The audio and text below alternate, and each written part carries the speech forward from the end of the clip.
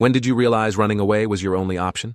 I realized running away was my only option when I found my father's backup phone hidden inside a hollowed-out Bible in his study and saw text messages planning my death. The last one, sent 18 hours earlier, read, "Kids asking too many questions. Saturday night. Make it look like an accident. Bridge on Route 9. Saturday was tomorrow. I was the kid." My hands shook so badly I nearly dropped the phone, and I could feel my pulse hammering in my throat like it was trying to escape my body. I'd come into his study looking for batteries, something innocent and normal, and instead found proof that my own father was planning to murder me. The phone buzzed in my hand with a new message.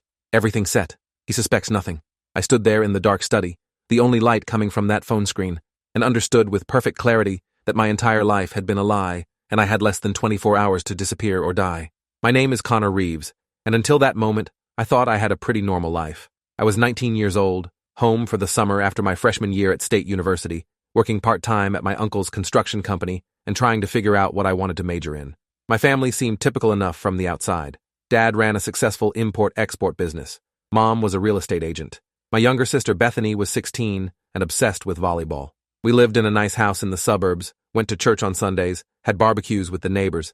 Sure, Dad was strict and kind of cold, and Mom was weirdly passive about everything, but I figured that was just how some families were. Looking back, there were signs I should have noticed. The way Dad would have hushed conversations that stopped the moment I entered a room. The strange men who'd visit late at night, staying for hours in his study. The expensive things that appeared in our house that didn't match Dad's legitimate business income. The time I was 12 and asked Dad about the locked room in our basement, and he'd grabbed my arm so hard it bruised, telling me to never ask about that again. I'd learned early not to be too curious about Dad's business. It was easier that way, safer. But 3 weeks ago, something changed. I'd been driving home from work when I saw Dad's car parked outside a warehouse in the industrial district, miles from his actual office. It was odd, but I wouldn't have thought much about it except for who was with him. I recognized 2 of the men from news reports about organized crime investigations in our city. I told myself I was imagining things, that they just looked similar to the guys on TV. But then last week, I overheard Dad on the phone in his study, and I heard him say something that made my blood run cold. "The shipment arrives Wednesday. 20 girls, ages 14 to 19. We'll move them through the usual channels." I stood frozen in the hallway, not wanting to believe what I'd just heard. Human trafficking. My father was involved in human trafficking. I felt sick. I went to my room and sat on my bed, trying to process what I'd discovered, trying to figure out what to do. Should I call the police? But what if I was wrong? What if I'd misunderstood? What if Dad had a perfectly innocent explanation? I spent the next few days watching him more carefully, noticing things I'd overlooked before. The way he'd come home late smelling like cigarettes even though he claimed he didn't smoke. The burner phones he kept in his car. The locked filing cabinet in his study that he guarded obsessively. I knew I should leave it alone. I knew curiosity could be dangerous. But I couldn't stop thinking about those girls, 14 to 19, being shipped like cargo. That's what led me to his study tonight, looking for evidence, looking for something that would either confirm my fears or put them to rest. I found the hollowed-out Bible purely by accident, knocked it off the shelf while reaching for something else. The phone fell out, still powered on, and when I picked it up, the messages were right there on the screen. Hours of them, going back months, detailing operations I couldn't fully understand, but that painted a clear picture. My father wasn't just involved in criminal activity. He was running a significant trafficking operation, moving women and girls across state lines, selling them to the highest bidders. The messages mentioned locations, prices, clients. They discussed inventory and merchandise and disposal methods in language that made me want to vomit. And then I saw my name. Connor's been snooping around the warehouse. He saw the meeting last week. How much does he know? Too much. He heard me on the phone Wednesday. I saw it in his face at dinner that night. Can you trust him to keep quiet? Not anymore. He's got too much of his mother's conscience. We need to handle this before he goes to the police. That's when I found the messages planning my murder. My own father, the man who'd taught me to ride a bike and helped me with my homework and came to my high school graduation, was planning to kill me because I knew too much about his business. The casual way they discussed it was almost worse than the plan itself, like I was just another problem to solve, another loose end to tie up. If you are enjoying this story already, please subscribe to see more stories like this. I stood there reading those messages over and over, my brain refusing to fully process what I was seeing. This couldn't be real. This had to be some kind of mistake or misunderstanding. But the evidence was right there in my hands, clear and undeniable. I heard footsteps in the hallway outside the study. I shoved the phone in my pocket and quickly repositioned the Bible on the shelf, my heart racing. The footsteps passed by. I waited another minute, then slipped out of the study and went to my room, closing the door as quietly as possible. I sat on my bed and pulled out the phone again, reading through more messages, looking for something, anything that might help me. That's when I realized the phone had a photo gallery. I opened it and immediately wished I hadn't. Images of girls, young women, frightened and crying, documents showing financial transactions in the hundreds of thousands of dollars, photos of locations that looked like warehouses and storage facilities, and photos of bodies, wrapped in plastic, being loaded into industrial furnaces. I ran to my bathroom and threw up, the horror of what I'd discovered overwhelming me. These weren't just crimes. This was systematic evil, and my father was at the center of it. I rinsed my mouth and looked at myself in the mirror. I looked the same as I had an hour ago, but everything had changed. I wasn't just the son of a criminal. I was a target, a liability that needed to be eliminated. I had to think clearly, had to push past the panic and horror and figure out what to do. Going to the police was the obvious choice, but the messages mentioned several cops by name, officers on Dad's payroll who fed him information about investigations. I didn't know who I could trust in law enforcement. Going to my mom seemed pointless. She'd either been completely oblivious for years, which seemed impossible, or she knew and didn't care. Either way, she wouldn't help me. My sister was just a kid, and bringing her into this would only put her in danger. I had friends, but involving them felt wrong. This wasn't their problem, and I couldn't risk their lives by dragging them into my family's nightmare. I thought about my uncle, my mom's brother, who ran the construction company where I worked. He'd always seemed like a decent guy, the kind of person who might help. But then I remembered seeing him at the house late one night, meeting with Dad in the study. I'd thought it was just family business, but now I wondered if he was involved too. I couldn't trust anyone connected to my family. I was completely alone. The phone buzzed with another message. Kid just went to his room, lights out, probably sleeping. Perfect time to check if he found anything. My door handle started to turn. I'd forgotten to lock it. I shoved the phone under my pillow and grabbed a textbook, pretending to be studying. Dad opened the door and looked at me, his expression unreadable. "Still awake?" he asked, his voice casual, normal. "Yeah, just doing some reading," I said, proud of how steady my voice sounded despite my racing heart. He stepped into my room, his eyes scanning everything, looking for signs that I'd been somewhere I shouldn't have been. "You were in my study earlier," he said. It wasn't a question. I tried to look confused. "No, I was just in my room all evening. Don't lie to me, Connor. I have cameras." Of course he had cameras. I should have thought of that. I switched tactics. "Okay, yeah, I was looking for batteries. I didn't touch anything." He studied my face, trying to determine if I was telling the truth. After a long moment, he nodded. "Batteries are in the kitchen drawer. You know that." "Sorry, I forgot." He stood there for another few seconds, then left, closing the door behind him. I heard his footsteps going back down the hall to his study. I locked my door with shaking hands and sat on the bed, trying to breathe normally. He suspected something. The cameras had shown me in his study, and now he was checking to see if I'd found anything incriminating. I pulled the phone out from under my pillow and saw new messages. He's lying. He was definitely looking for something. "Search his room tonight while he's sleeping. And if we find evidence he knows, move up the timeline. Tonight instead of Saturday." I had hours, not days. They were going to search my room tonight, and if they found the phone, they'd kill me immediately. I couldn't wait until morning. I couldn't pack properly or plan an escape route. I had to leave right now. I moved quietly, grabbing my backpack and stuffing it with essentials. Clothes, my laptop, chargers, the small amount of cash I had saved, about $300. I took my passport from my desk drawer, my birth certificate from the file box in my closet. I grabbed the phone charger that fit Dad's backup phone and made sure it was fully charged. This phone was my only evidence, my only leverage, my only chance at bringing Dad to justice. I couldn't leave without it. I changed into dark clothes and put on my running shoes. I looked around my room one last time at the life I was leaving behind. Trophies from high school track, photos with friends, posters on the walls, all the normal things that belonged to the person I used to be. That person didn't exist anymore. I opened my window as quietly as possible and looked down. My room was on the second floor, but there was a sturdy drain pipe I'd climbed as a kid when sneaking out to meet friends. I could do it again. I heard footsteps in the hallway, multiple people, and voices I didn't recognize. They were coming. I threw my backpack out the window, heard it land with a soft thud on the grass below, and climbed out. The drain pipe was cold and slightly damp, and my hand slipped once, my heart stopping as I caught myself. I could hear people entering my room above me, hear the sound of drawers being opened and furniture being moved. "He's not here. Check the bathroom. Windows open." He ran. I dropped the last few feet to the ground, grabbed my backpack, and sprinted toward the woods behind our house. I could hear shouting behind me, doors slamming, car engines starting. They knew I'd run, and they were coming after me. The woods were dark and dense, and I knew them well from years of playing here as a kid. I ran hard, ignoring the branches that slapped my face and the roots that tried to trip me. I could see flashlight beams behind me, hear voices calling my name. I ran for what felt like hours, but was probably only 20 minutes, until I reached the old access road that led to the highway. I couldn't stay in town. They'd find me within hours. I needed to get far away, somewhere they wouldn't think to look. I stuck out my thumb at the first semi-truck that passed, and to my amazement, it pulled over. The driver was a woman in her 50s with tired eyes and a kind face. "Where are you headed?" she asked. "Anywhere but here," I said, and she nodded like that was a perfectly normal answer. Get in.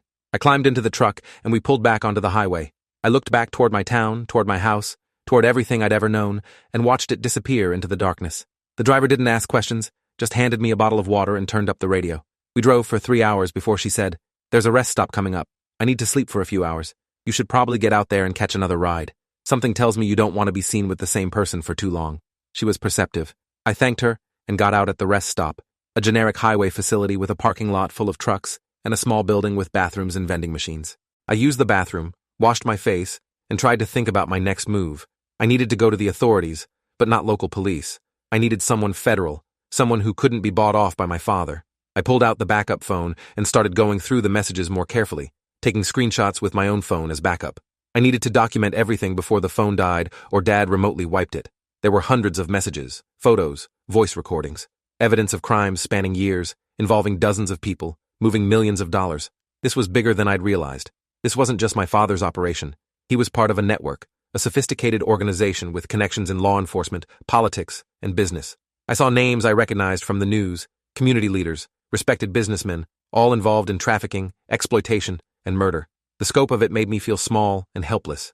How could I, a 19-year-old kid with $300 and no plan, possibly fight against something this big? But I had to try. Those girls in the photos deserved someone to fight for them. I pulled out my laptop and looked up the nearest FBI field office. It was in a city about 200 miles from here, a place called Riverside. I checked bus routes and found one leaving in 4 hours from a station about 10 miles away. I could walk there, maybe catch another ride. I bought some food from the vending machines and sat at a picnic table outside, trying to eat even though I wasn't hungry. I needed to keep my strength up. That's when I saw the news alert on my phone. Local teen missing, family fears abduction. There was my photo, my school picture from last year, and a quote from my father. Connor left the house around midnight. We're worried something happened to him. If anyone has seen our son, please contact police immediately. He was playing the concerned parent, reporting me missing, which meant every cop in the state would be looking for me. If I got picked up, they'd return me to him, and I'd be dead within hours. I couldn't go to the local FBI office now. They'd verify my identity, see the missing person report, and send me home. I needed a different approach, something less direct. I pulled up the FBI's website and found a tip line for human trafficking. It was anonymous and went directly to their trafficking task force. I started typing out everything I knew, attaching the screenshots I'd taken from Dad's phone. I included details about the warehouse location, the names of people involved, the shipping schedules, everything. I hit send and hoped someone would take it seriously. But I couldn't just wait and hope. I needed insurance, needed to make sure that if something happened to me, the evidence would still get out. I created a new email account using a fake name and uploaded all the screenshots and photos to cloud storage. Then I wrote a detailed email explaining everything, addressed to multiple news organizations, the FBI, the Department of Justice, and several human trafficking advocacy groups. I set it to send automatically in 72 hours unless I logged in and canceled it. If I disappeared, if Dad found me and killed me, the truth would still come out. I started walking toward the bus station, keeping to back roads and staying alert for any cars that seemed to be following me. Every set of headlights made my heart race. Every person I passed might be someone looking for me. I'd never felt so paranoid, so hunted, in my life. Halfway to the bus station, a police car pulled up beside me. My stomach dropped. "Hey there," the officer called out through his window. "Little late to be walking alone. Everything okay?" I forced a smile. "Yeah, just heading to meet a friend." He looked at me skeptically. "You got ID?" This was it. If I showed him my ID, he'd see my name, probably run it, and find the missing person report. But if I refused, he'd get suspicious. I pulled out my wallet slowly, my mind racing for a plan. That's when I heard a voice call out, "Connor, there you are, man. I've been looking everywhere for you." I turned to see a guy about my age jogging toward us from a nearby gas station. He was tall with dark hair and an easy smile, wearing a gas station uniform. I'd never seen him before in my life. "Sorry, officer," the stranger said, approaching us. "This is my buddy Connor. His phone died and we got separated. I work right over there." He pointed to the gas station. The officer looked between us, still suspicious. "You two know each other?" "Since middle school," the stranger said smoothly. "Right, Connor?" I nodded, not trusting my voice. The officer studied us for another moment, then nodded. "All right, you boys be safe. Don't be walking around this late." He drove off, and I stood there staring at my supposed savior. If this story keeps your interest, please subscribe to get more stories like this. "I'm Gavin," the stranger said, extending his hand, "and you're clearly running from something. Come on, my shift ends in 10 minutes. Let's get you off the street." I should have been more cautious, but I was exhausted and desperate, and this guy had just saved me from a cop who would have sent me home to my death. I followed him to the gas station. True to his word, he clocked out 10 minutes later and led me to a beat-up Toyota in the parking lot. "So, he said, once we were inside with the doors locked. You want to tell me what's going on, or should I just keep driving and asking no questions? I made a split-second decision to trust him. Maybe it was stupid, but I needed an ally, needed someone who could help me. I told him everything. The trafficking operation, my father's plan to kill me, the evidence on the phone, my plan to get to the FBI. Gavin listened without interrupting, his expression growing increasingly serious. When I finished, he was quiet for a long moment. That's heavy, he said finally. And you're sure about all this? This isn't some misunderstanding or family drama? I showed him some of the screenshots, careful not to show the most graphic images. His face went pale. Jesus Christ, he whispered. Okay. So you need to get to the FBI, but you can't just walk into a field office because you're reported missing. You need someone who can vouch for you, someone with credibility. I don't know anyone like that, I said. But I do, Gavin said. Or at least my sister does. She's a social worker, works with trafficking victims. She has connections with federal investigators. If anyone can get you in front of the right people, it's her. I wanted to believe him, wanted to trust that this was real help and not another trap. But I'd trusted my own father, and look how that turned out. Gavin seemed to sense my hesitation. Look, I get it. You don't know me. For all you know, I could be working for your dad. But I'm not. I'm just a guy who works night shift at a gas station and saw someone who clearly needed help. My sister's name is Aubrey Ross. She works for Hope House, a trafficking recovery center in Riverside. You can look her up, verify she's real. I'll give you her number and you can call her yourself. But either way, you can't keep wandering around on foot. Someone's going to find you. He had a point. I looked up Hope House on my phone and found Aubrey Ross listed as a senior case manager. There were photos of her at various events, awards she'd received for her work. She seemed legitimate. Gavin called her on speakerphone. It was almost 4 a.m, but she answered on the third ring, alert and professional. Gavin? What's wrong? Nothing's wrong with me, but I've got someone here who needs your help. Kid's in serious danger, has evidence of a major trafficking operation, and needs to get to the FBI without getting picked up by local cops who might be compromised. There was a pause. Put him on. I took the phone and gave her the abbreviated version of my story. She listened carefully, asked pointed questions, and then said, I'm going to make some calls. Where are you right now? I told her the location. Okay, stay there.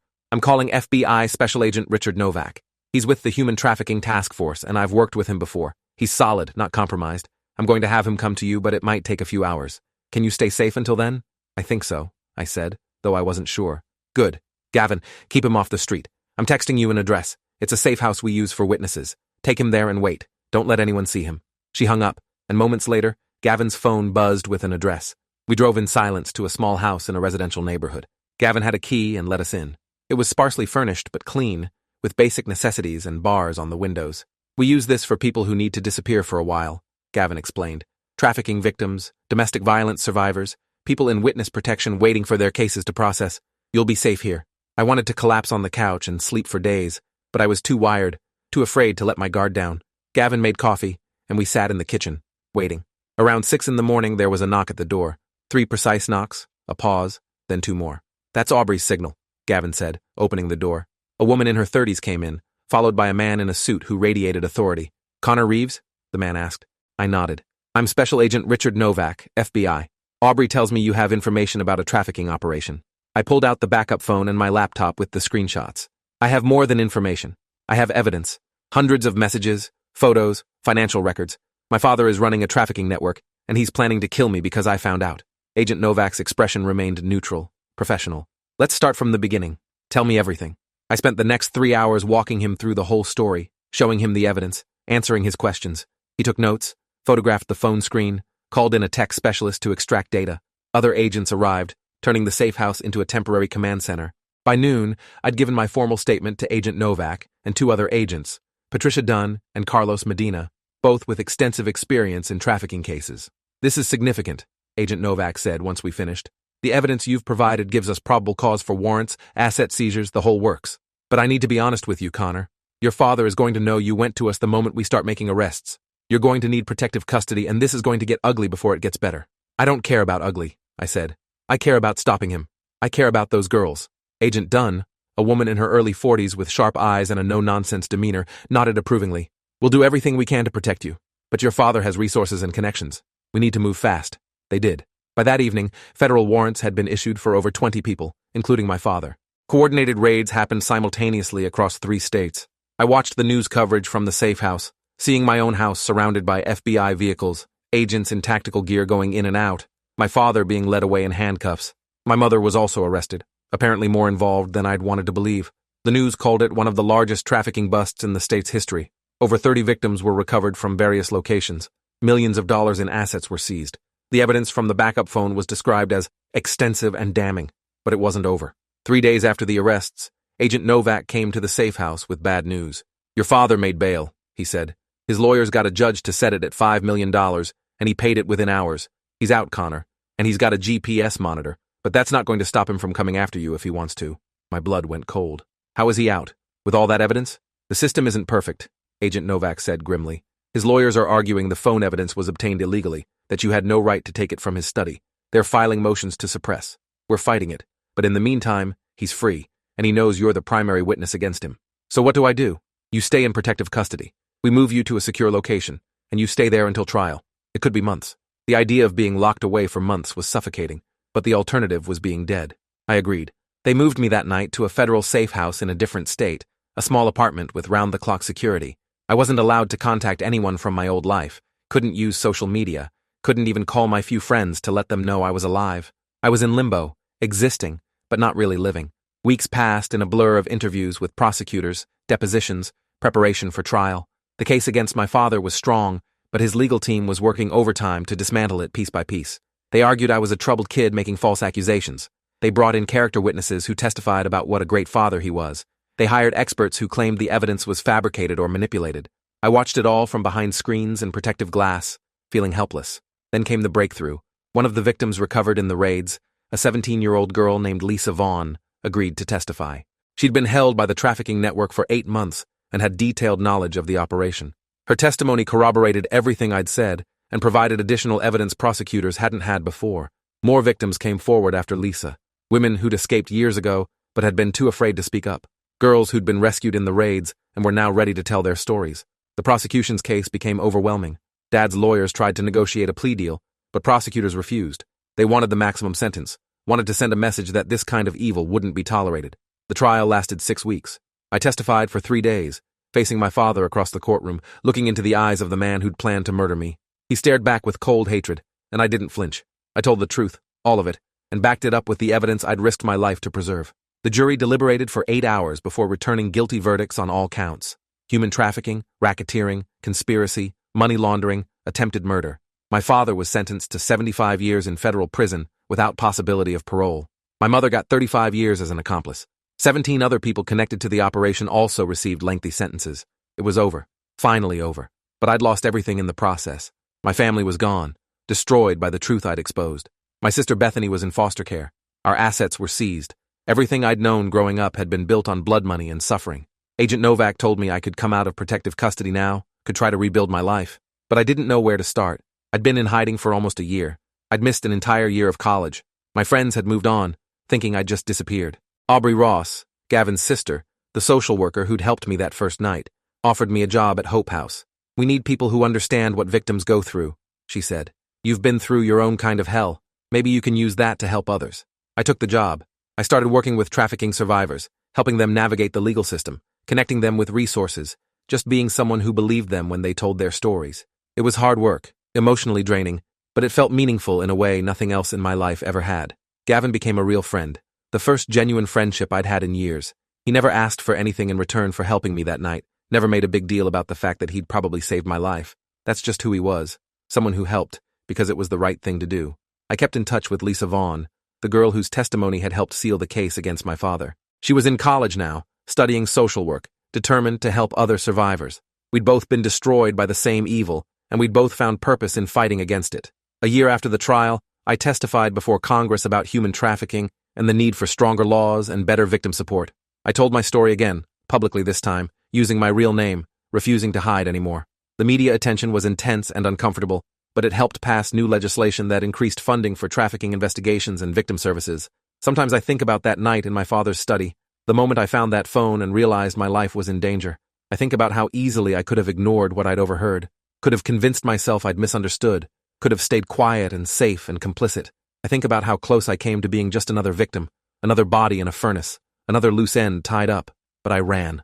I ran because it was the only option, because staying meant death. And in running, I found something I'd never had before, the freedom to be someone other than the person my family had tried to make me. I found purpose, found people worth trusting, Found a way to turn the worst thing that ever happened to me into something that could help others.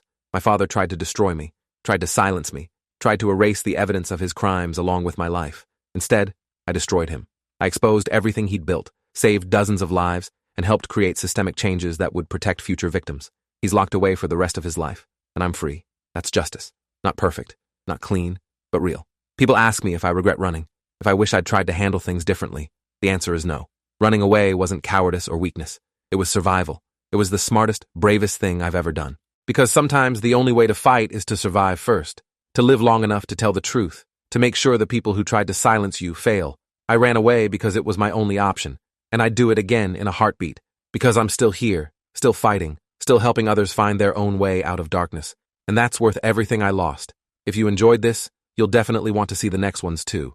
So subscribe now and let me know your take in the comments.